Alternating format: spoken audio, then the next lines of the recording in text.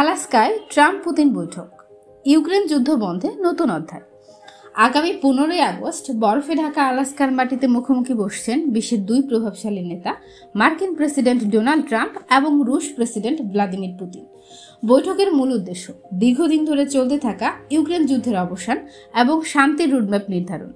আন্তর্জাতিক সংবাদ মাধ্যমগুলোর দাবি, আলোচনায় অংশ নিতে পারেন ইউক্রেনের প্রেসিডেন্ট ভ্লাদিমির জেলেনস্কিও। তবে প্রশ্ন থেকে যাচ্ছে, এত গুরুত্বপূর্ণ বৈঠকের জন্য ট্রাম্প কেন বেছে নিলেন আলাস্কা? বিশ্লেষকরা বলছেন, এই সিদ্ধান্ত শুধু ভৌগোলিক কারণে নয়, বরং এটি বহন করছে গভীর ঐতিহাসিক গুরুত্ব। 1867 সালে রাশিয়ার কাছ থেকে যুক্তরাষ্ট্র আলাস্কা কিনে নেয়। পরবর্তীতে 1959 সালে এটি অঙ্গরাজ্যের স্বীকৃতি পায়।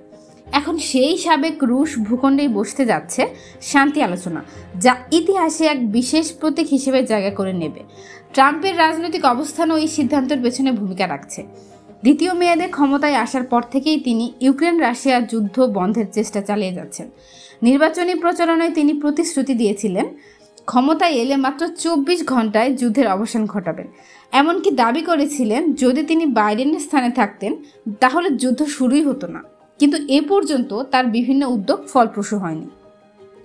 গত মাসে বিবিসিকে দেয়া এক সাক্ষাৎকারে ট্রাম্প স্পষ্টভাবে বলেন তিনি পুতিনকে নিয়ে হতাশ।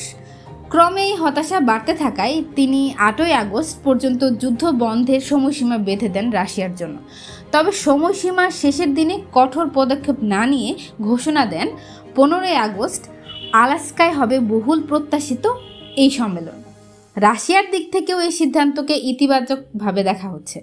রুশ প্রেসিডেন্টের সহকারী ইউরি উশাকো বলেছেন, আলাস্কা ভৌগোলিকভাবে অত্যন্ত যুক্তিসঙ্গত স্থান।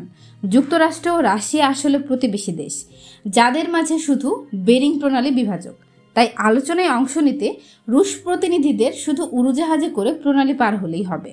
বিশ্লেষকরা বলছেন, এই বৈঠক শুধু বর্তমান যুদ্ধ পরিস্থিতি নয়, বরং দুই দেশের ভবিষ্যৎ কূটনৈতিক সম্পর্কেরও বড় পরীক্ষা। এর আগে 2021 সালে আলাস্কার অ্যাঙ্কারেজ শহরে যুক্তরাষ্ট্র ও চীনের মধ্যে উচ্চ পর্যায়ের বৈঠক হয়েছিল, যা তিক্ততায় রূপ নেয়। এবার ট্রাম্প পুতিন বৈঠক কতটা ফলপ্রসূ হবে তা দেখার জন্য গোটা বিশ্ব অপেক্ষা করছে। এখন প্রশ্ন, আলাস্কার ইতিহাস ও ভৌগোলিক সুবিধা কি ইউক্রেন যুদ্ধের অবসানে সহায়ক হবে, নাকি এটি হয়ে উঠবে আরেকটি ব্যর্থ কূটনৈতিক প্রচেষ্টা? 15ই আগস্টের সেই বৈঠকের পরই মিলবে এর জবাব। আতিয়া ইবনাত রিফা, ঢাকা চ্যাপ।